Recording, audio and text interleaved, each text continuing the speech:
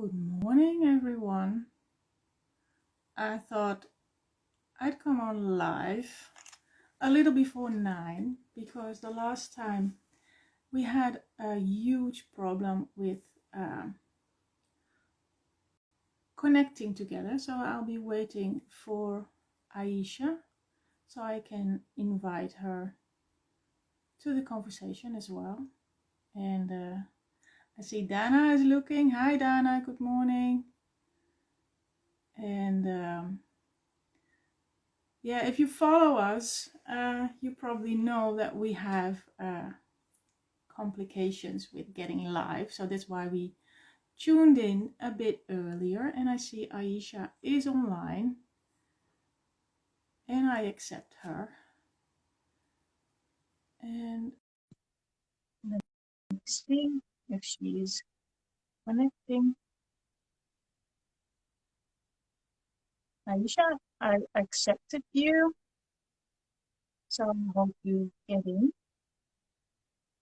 And if you're watching, you can maybe get something to drink because it might take a while. It did last time when I was trying to log in with Aisha on her. Yeah, there she is. Almost. What? There you are. You saw my Yes. bags. You saw my bags. Hi. Good morning. Yeah, I made it. I made it to the cafe. Can you hear me? I can hear you perfectly. And I was just telling everyone Okay, that good. if you are following us, we always have challenges with getting live. So maybe you want Yeah. to explain what happened? Well, today was pretty smooth. Yeah. We had a power outage at home. So where are you now? We had a power outage at my home office. I'm just down the street at a cafe. Look, there's this pretty funny mural on the Oh, wall. nice. Oh, that's different than your home Yeah, office. I'm at a cafe down the street. Yeah. Well, I'm happy I can hear you because there's music and there was some people speaking, but yeah, I can hear you now. Hey, nice to see you, Nikki. Thanks for hosting this week's live. Good morning. So, Good morning. people who are watching and do not know you, Aisha is a geomancer and an architect and an alchemical healer. And she works with the energy for designing properties and buildings. And she teaches people how to do that themselves as well. So for today, we had the idea to talk about the Genius Loci. And yes, do not know what it is, you can translate it with something like the spirit of the place. But maybe you want to elaborate a bit on that, Aisha. What is a Genius Loci? yes. Just for one moment, let me take off my coat. Of course. You must have been really in a hurry getting to the bar. Yeah. The Genius Loci. The Genius Loci is really it's the spirit of place, as you said, the soul of a place, the spirit of a place. And it is a living being. Back in university when I was studying architecture, we had a term in Rome, in Italy. We were lucky to go with the whole class to Rome, to Italy. And there I really connected through the amazing lectures that the professors gave there. We really connected with the Genius Loci, and it was mentioned in architecture school what this spirit of place was, but it was communicated more on the intellectual, conceptual level. You know, for example, you can get a sense of the spirit of place when you look at the emblems on a country's or a region's flag. You know, in Italy, there were all these townships and, flags that represented, the emblems, like let's say, one township has the spirit animal of the eagle, and another one has, the lion, and another has some snakes and something, right? So we see these images and symbols on flags of certain regions, and some regions are holding cups of water with, feminine figures that are, let's say, holding the city. I mean, I don't have any specific references. Maybe you do, Nikki, after I have my first round of speaking. So we had a sense that we had an idea that each town had this kind of, it's kind of like the soccer teams, right? Like this representor of place, right? And you could see it in the flags, engraved in the architecture of places, of buildings. And there was, back in the day, a kind of responsibility towards upholding the the will, the desires of the spirit of place. But we didn't go so, I mean, the professors didn't go so deep into it in architecture school. And it was really just more about like identifying, okay, well, what region is this building from? Or what time period is this region from? And then you could kind of, from the certain style of building, or from what the emblems were written on it, you could get a sense of where that building is from, right? But as I went deeper into my studies in anthroposophy, in geomancy, and geomancy is a big part of geomancy is really is about tuning into the spirit of place, and yeah, so when I went more deep into that exploration, I realized that it's actually, and as my spiritual gifts started to open up, and I started to tune into the subtle dimensions of properties, I understood that the spirit of place is actually a living being. And you can at times communicate with it as an individual entity, and at times it's a conglomerate, a whole grouping of energies, maybe a grouping of the nature spirits, a grouping of certain thought forms and that have accumulated over time through the history that's been accumulated there, through events that have been accumulated there. And also what the land is, the energetics of the land. A good example of this is when you look at certain mountain ranges, for example, or topography, let's say, because some places don't have any mountains like where you are, Nikki. Right? So if we read the topography of some places, I find often that the spirit of the land, an aspect of the spirit of the land, really does express its unique flavor and essence through the topographic qualities. Now, that's one aspect. I feel humans bring a lot to the spirit of place, and in fact, Genius Loci cannot exist without presence of humans. That could be arguable, but that's what I'm finding, that that's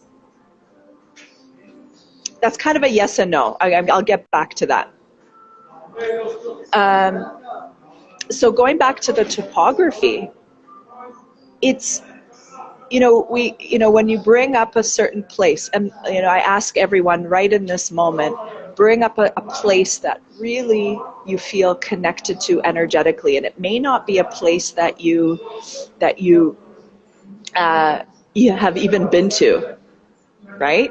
It may be a place that's calling you, and tap into the qualities of its topography.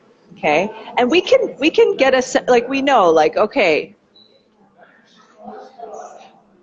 you can observe it on a physical level, have a picture image of, let's say, a certain mountain range, like the Swiss Alps, versus the flat plains of Holland, versus, you know, being by the seaside somewhere and there's some islands, lots of islands, let's say in Finland, right? I'm thinking about the island topography of Finland. So there's a form world there, and the forms are expressing there the breath, the spirit of place. And it's really great to tune into its energetics and really sit with what the forms there are, how they're making you feel, okay? And so when you tap into that, you can explore, well, what if these forms were living beings? And what do they have to tell me? What kind of messages do they have for me in this moment? So the spirit of place communicates through these particular topographic forms. And so that is one aspect that I tune into when I'm working with clients and helping them to give birth to the property of their dreams, whether it's a garden or a building or a community of buildings. And sometimes you get a sense of it, when you look at what is called vernacular architecture. Vernacular is the traditional building style method of a given region. When the plans for certain cities were really connected with the energetics of the Genius Loci, really beautiful cities emerged out of that. I think of Siena. Siena in Italy is just, it's a magical place. So there's that aspect. You can tune into the Genius Loci by tuning into the traditional built forms as well of certain regions. Now, that said, there's a lot here. I have a lot to talk about with the spirit of place and the Genius Loci. As we are moving into the fifth dimension, as we are transforming and moving into a new paradigm, so is the Genius Loci. And I invite everyone to take that approach, that the Genius Loci, in fact, is changing within his or her own region, okay? And he wants new forms to be birthed in the region. Now, some Genius Loci may be more old and stuffy and not want to change as much, and maybe want to keep their town as a museum of old artifacts, right? And some Genius Loci actually hold the seed of the new earth.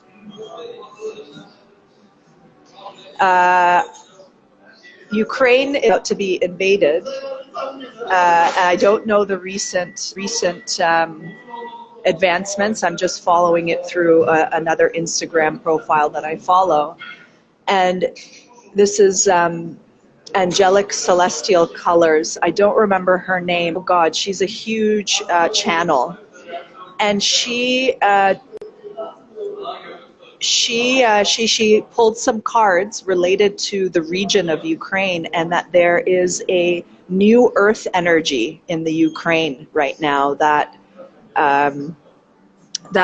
the forces are trying to basically damp down. So, okay. There's so much streaming through right now. Yeah. So back to the Genius Loci.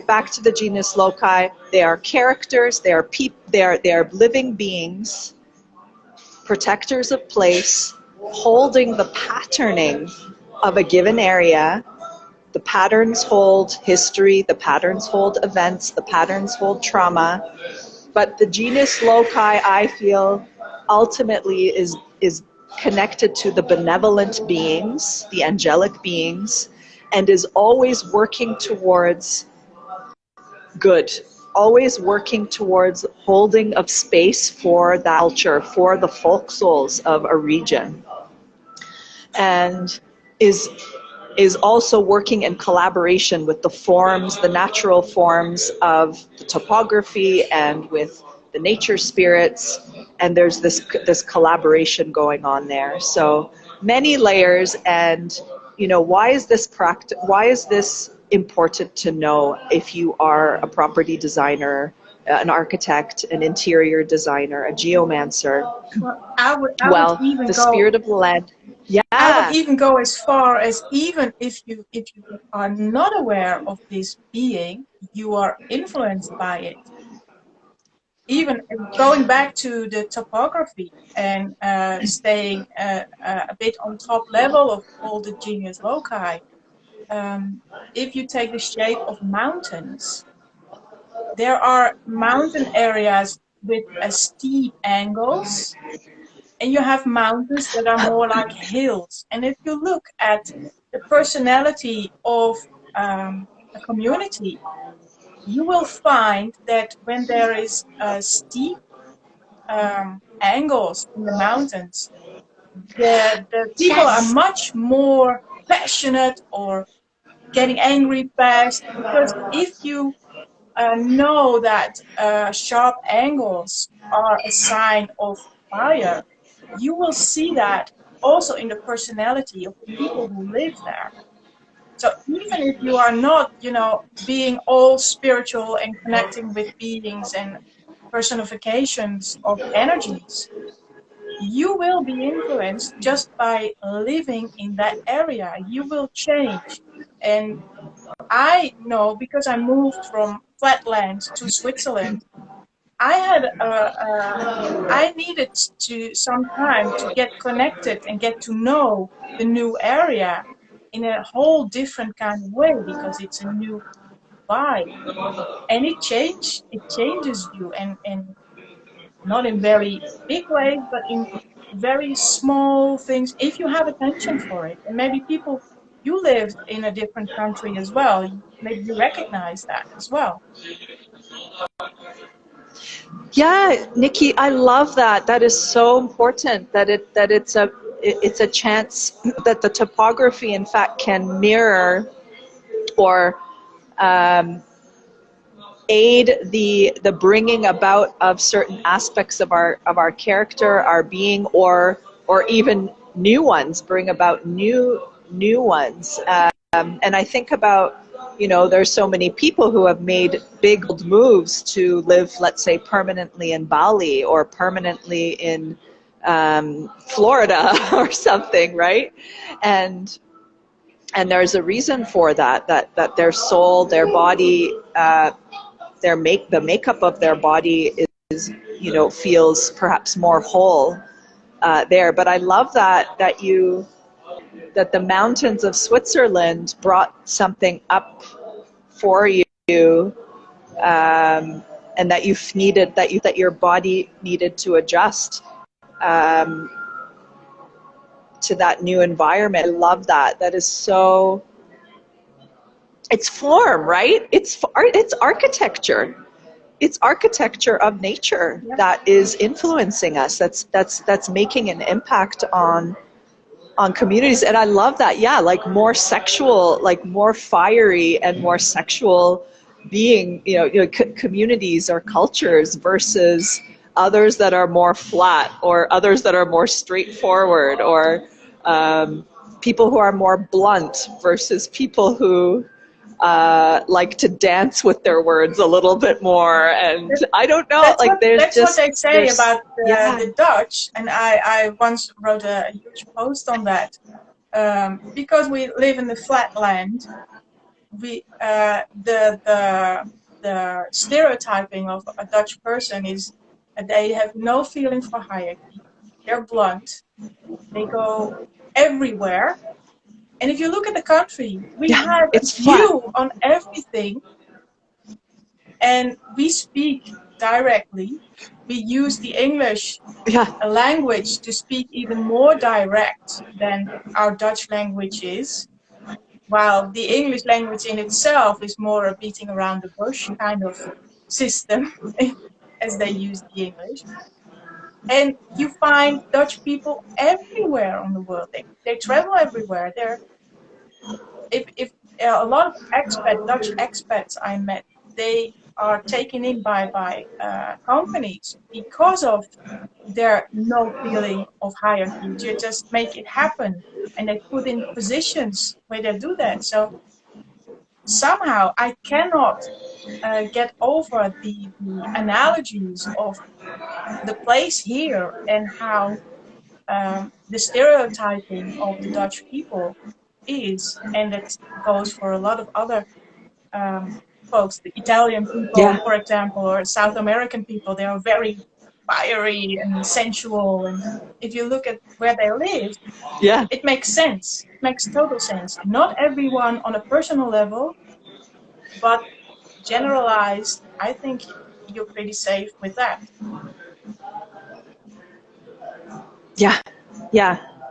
I'm just thinking as you speak, in the regions in Turkey, there are people who are more lazy, like along the coastal regions, you know, and it's much more hot, and versus the Black Sea coast, where you've got really hard-working women, actually, really great timber architecture. I mean, it actually looks like Switzerland, many of the places along the Black Sea coast. Very mountainous regions, lots of rain. And then there's the more desert regions closer to Syria. I mean, and then we all know, like, you know, in each region, you know, everybody makes jokes about each region's, you know, people and culture. And I'm curious, just, you know, there are a few people who have joined in our live. It would be great to hear some of your comments as well about how you have experienced different places and how they've affected you. And if you can also tune into the Genius Loci and what have those personal experiences been.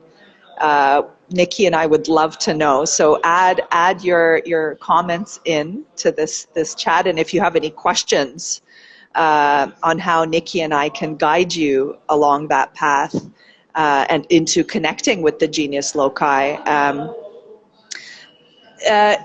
Just to wrap up the architecture piece, and I'm curious, Nicky, I want to pass it on to you also, just in terms of house healing and creating your personal power place. I'm very curious about how you've connected with the Genius Loci. But before that, that one piece about the transformation. I'm here really as an architect for the new earth, and I am that I bring the nature spirits and the Genius Loci to the design table.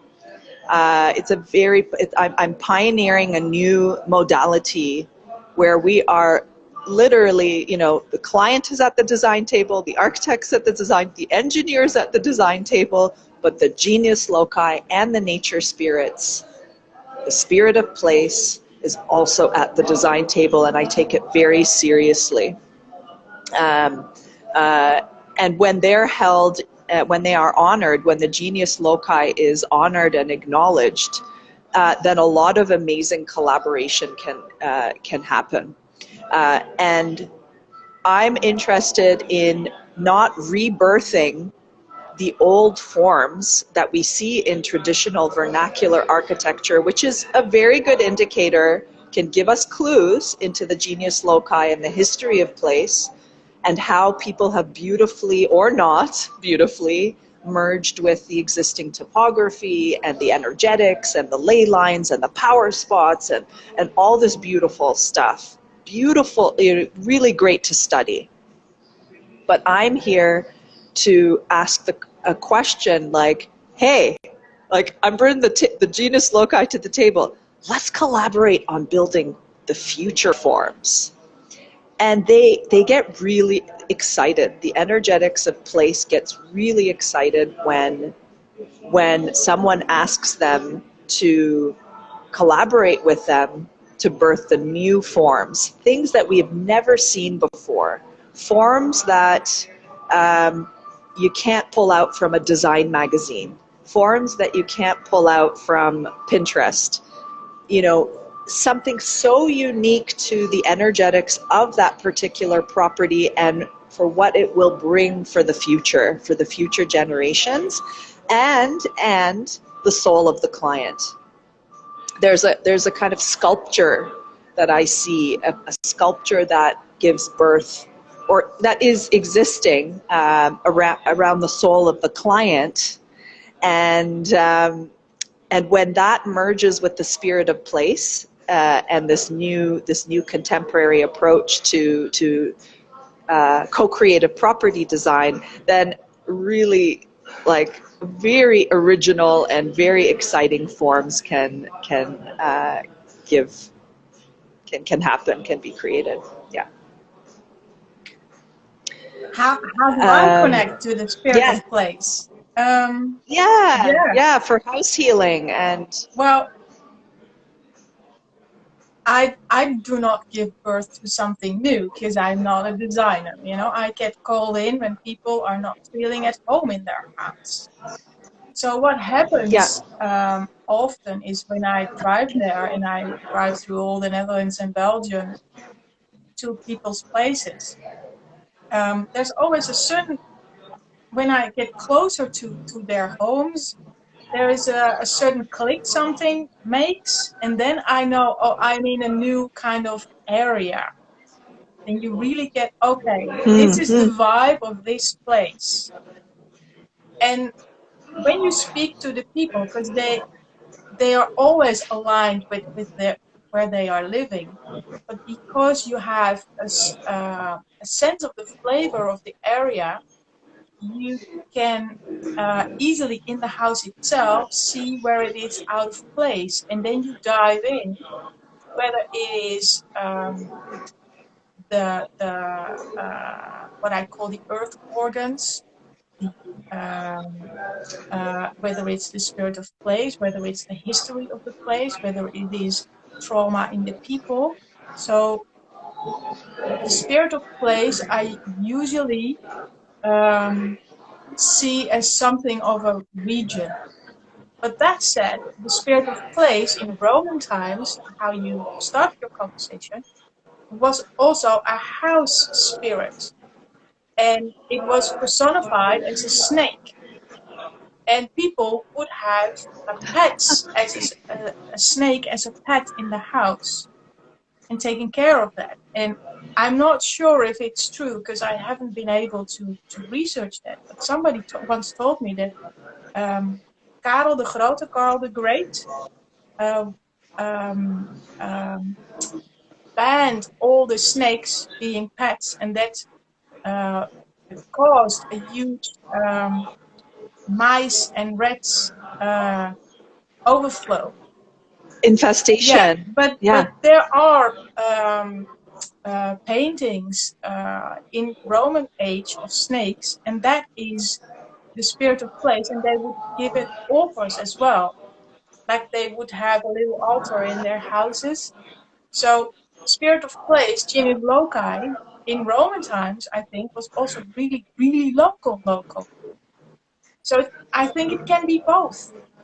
And it's maybe more about a personification of an energy than you can say it is really local, or it is of a region, or like you said, from a country or an area. And if you have a sense of the flavor, you would see on a local level whether it's out of place or not.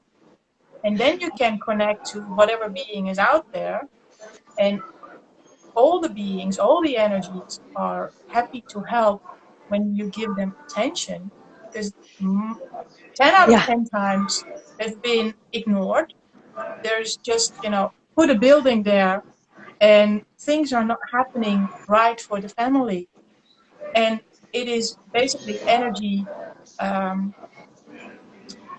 demonstrating that I'm not happy. So please help. So if somebody comes along like you and like me to help residents with that and make residents aware of those energies, and then you can work with the energies and start flow happening in the house.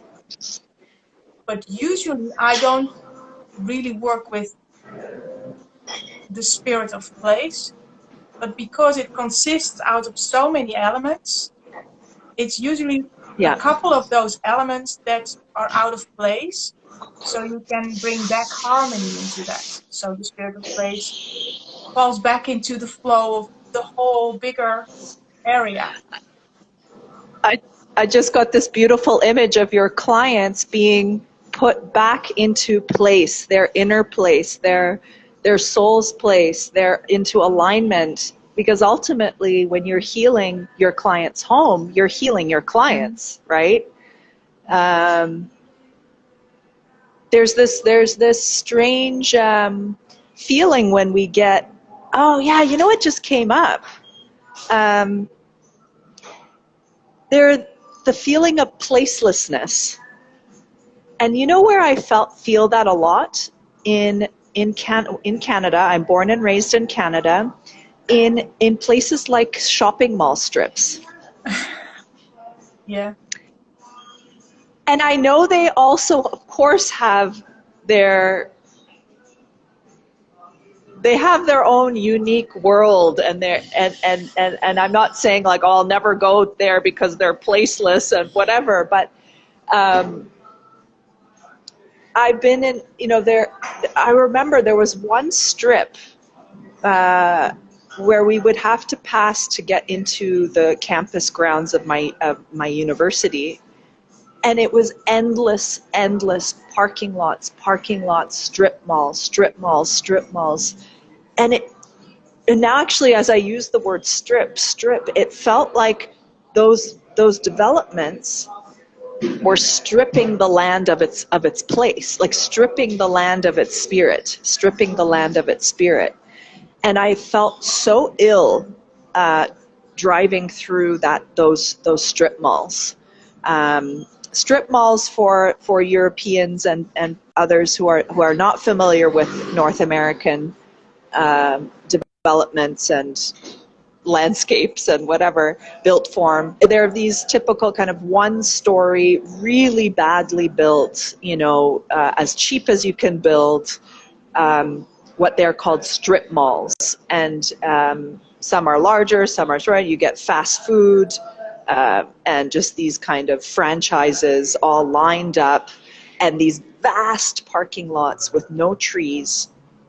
And really, yeah, I felt really ill. And for me, those felt placeless. It felt like it was like placelessness. And my soul was trying to anchor itself, and it couldn't. I felt so ill. And of course, at that time, I was more sensitive, and I wasn't as energetically equipped to deal with situations like that.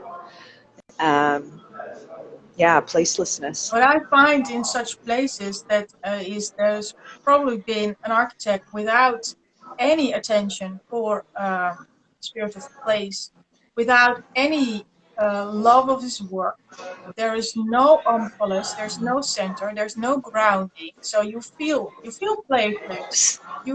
There's no grounding. It's not connecting. It's really literally floating up in the air. So if you are there and you are not grounded yourself, you get connected. There's also often a lot of electrosmog, which makes you confusing, as well. We have a store that's called here Media Markt. I always have that feeling. We have it too. I always have that in feeling Turkey. in there. It's like a big box with a lot of TL light, with a lot of transformers in there, and you get really dizzy after 5 minutes. At least I do. I don't like those places, but that's the kind of feeling. And yes, it can be transformed, but somebody needs to take the responsibility for that existing building, and then you can have a whole different dynamic in the people who visit your store as well. That's the house healing part of bad architecture. Yeah, So you don't yeah. always have to. There are, What were you saying? yeah. I was just noticing some comments coming through, Nikki. Ah, oh yeah. Let me see. Oh, I think it's from Aisu. Oh no, there's quite a bit here.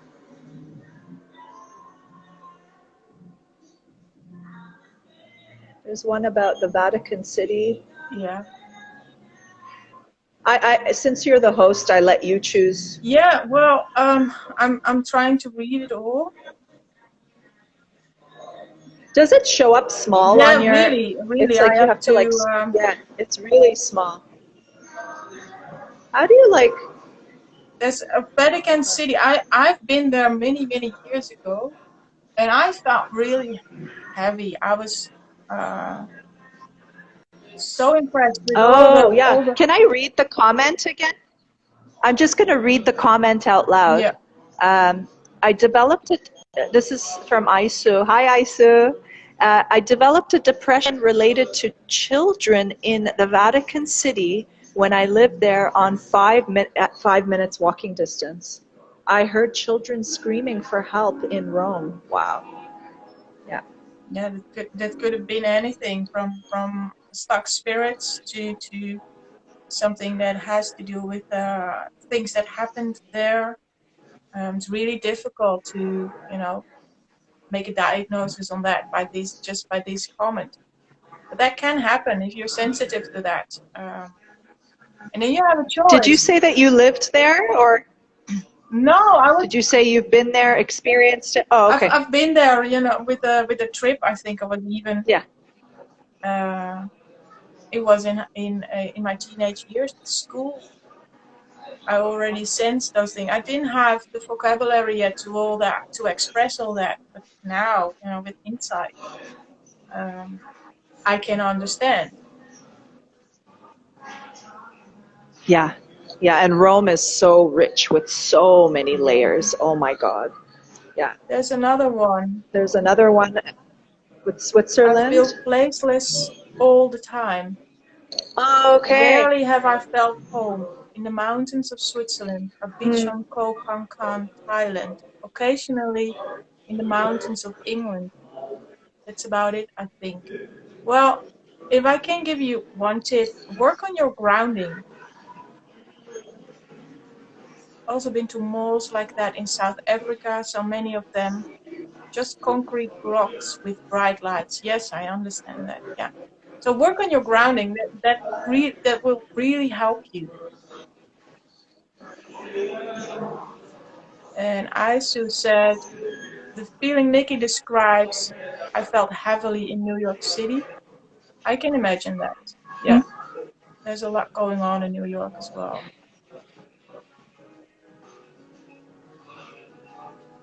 Yes, I'm in New York.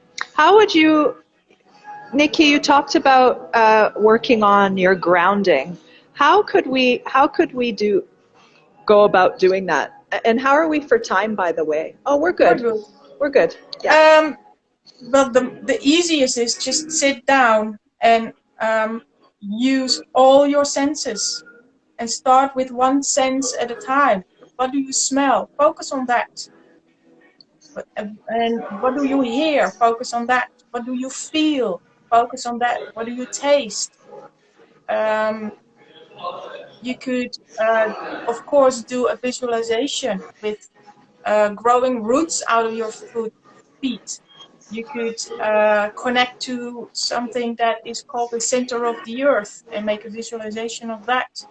You could go dip into cold water like I do, which is basically sensing as well. It's really good for grounding. You could start doing sports if you don't do that. Get into your body.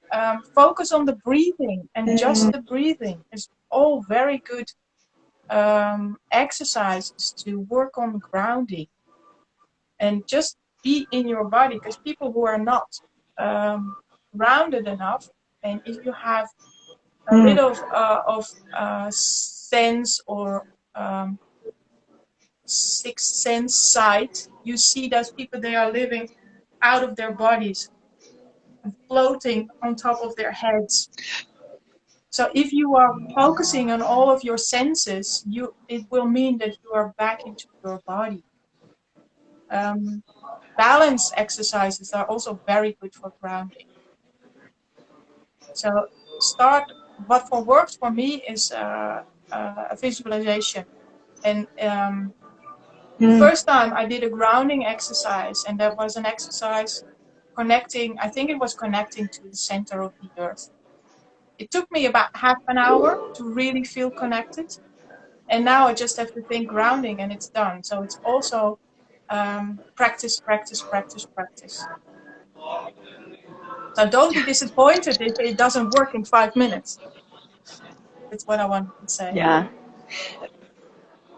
Nicky, when you mentioned the people with the sixth sense and that they're kind of floating, I don't know if you use exactly that word, but that's what came up for me.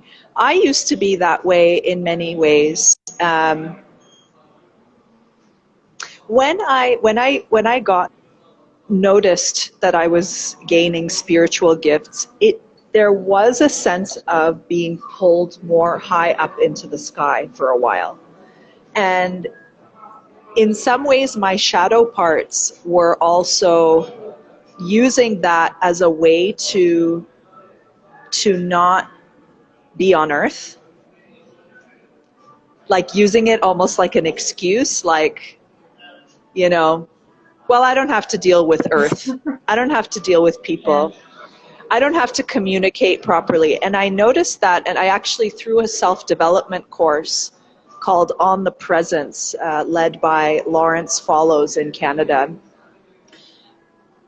the group noticed that about me.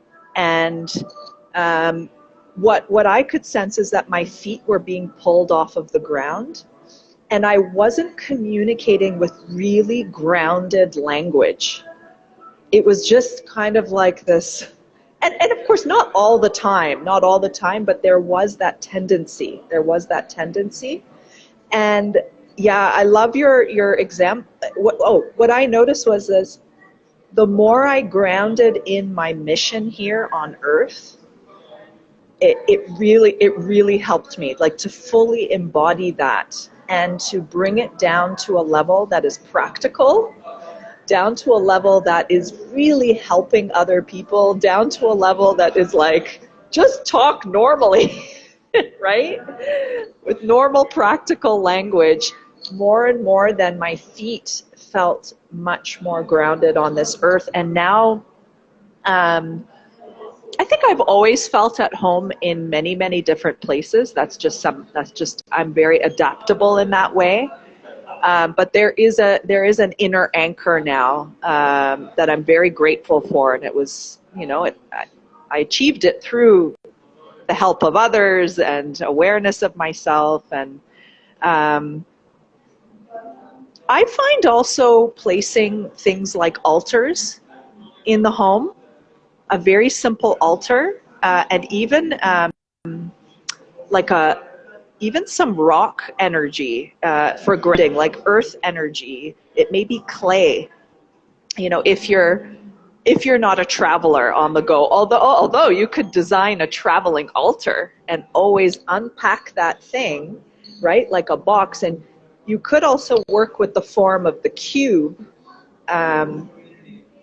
The cube for me really grounds, and the square and the cube was, does have the earth element in it. I know that there are different ways you could look at that, but I find altars to ground, and they can be really simple, and it helps me to stay on track with, okay, what are my core values, what's my mission on earth, and even just the calming of the body.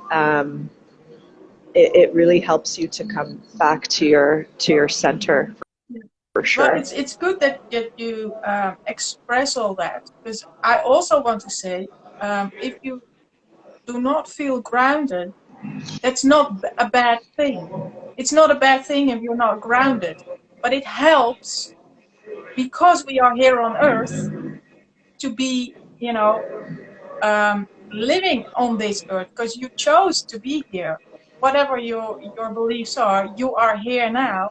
And it helps sometimes if you are really grounded and can get practical.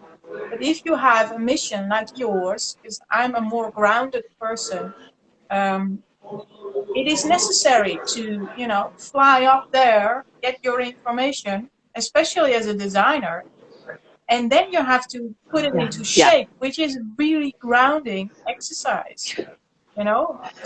I don't, and very humbling. Yeah. And for me, I I'm always like work the other way around. I'm a really grounded person, and I had to, you know, be more airy-fairy sometimes to connect to the information. So it's yeah, just, it's not a bad thing if you're not, yeah, but if you're not feeling well because you are not grounded, then it's a problem. If you do not feel connected because you're not grounded, then it's a problem because everybody is craving for connection with people, with your surroundings. yeah, And then it is a good thing to ground. I'm not saying that all people should be grounded all the time, forever, always. yeah, So keep that in mind. It depends really on what is your mission, what is your talent, what are you doing here, what is your purpose. So if I make anyone feel that they should be grounded all the time, forever, that's not the case. But it can yeah, help yeah. if you're not I love feeling that, well. Nikki. Yeah. And as you speak, Nikki, I love that. It's so important. And there may be times in our lives, like I described, that where it's needed for you to fly up to the sky and be in the air realm with the cosmos. And there may be times in your life where you really need to be like, okay, every morning I'm going for the cold swim. I'm in my body. I feel my feet. I feel my hands. I feel the tips of my, tip of my nose. I feel it all, right? Yeah, and fully embodied. Um, I love where this conversation led, and uh, I'm interested in merging this with the Genius Loci and what came up as you were speaking. Um, oh my God, I'm getting chills as I think about this. The land is a body, right? The land is like us. We are like the land, right? The land has meridians. I love how you talked about earth organs. That's coming up a lot for me too, Nikki. I'm feeling a lot like that the organs of the property want to communicate, and that they all, like different zones of the property or region have different roles to play in terms of the organs. I don't know if that's exactly what you meant, but that's what came up for me. And I think it's so important, when you look at conscious city building and urban design. That's also one of my passions, actually. I love cities. I love cities. I love towns. And when you do look at the ones that were more consciously built, there's always anchoring, grounding elements, whether they are the church steeple, right? Like the vertical power, but that's like a real, like, acupuncture grounding element, right? Architecturally. There's maybe like in Turkey, I think of a lot of the old plane tree. It's called the çınar ağacı, which is located at the center of the village. It's always very, like, for the ones that I go through, the cities, towns that I visit, they're always very old, and they've always been allowed to grow that big. And often the tea cafe, but the central gathering space is often around that big tree, and it's such a grounding element for both for the Genius Loci, which is a living being, and the people who live It will there. probably function as an axis mundi and an omphalos. But maybe that's something Yeah, for our next right? next Like, conversation. ooh, okay. I have to say, when you say Axis Mundi, I don't have so much flowing through when you say that, but I'm sure I'm somehow connected to that. So anyway, let's save that. I love that. Yeah, like the main water fountain in some of the Roman courtyards in Rome, or there's so much. There's so much, and I invite those who are listening, whether they're live or listening to the recording, to observe their town, their city, their neighborhood, could even be a suburb, wherever that is. What is the grounding element? Is there a place that people gather around? And maybe you don't even know why. Like, there was this one place in Istanbul where everybody would just like, okay, 12 a.m., we're meeting at the corner of this and this, toast shop. And it's like, why is it always that corner, right? Yeah.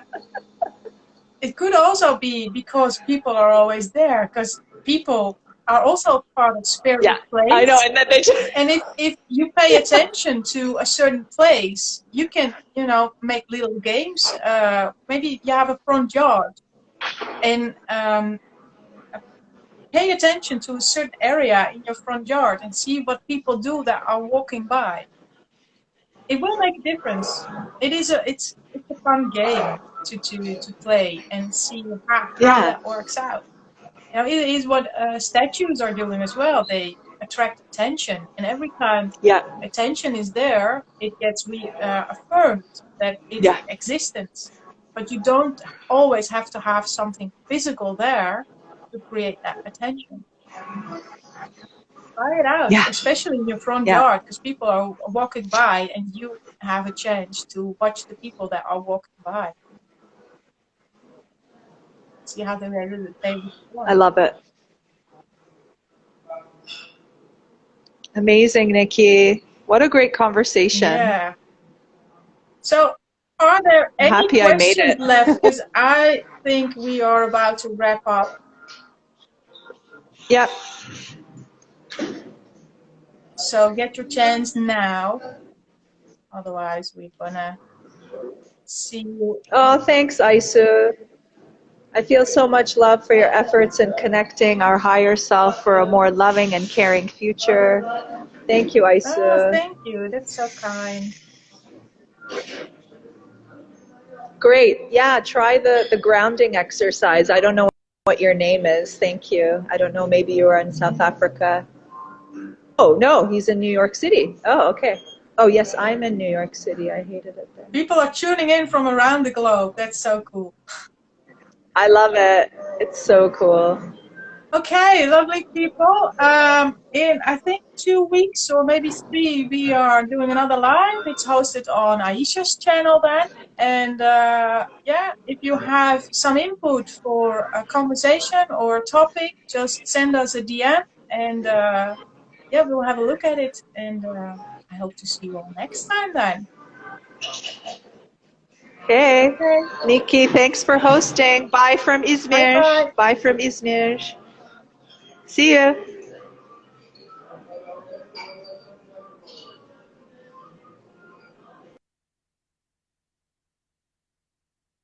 All right. Bye bye, everyone.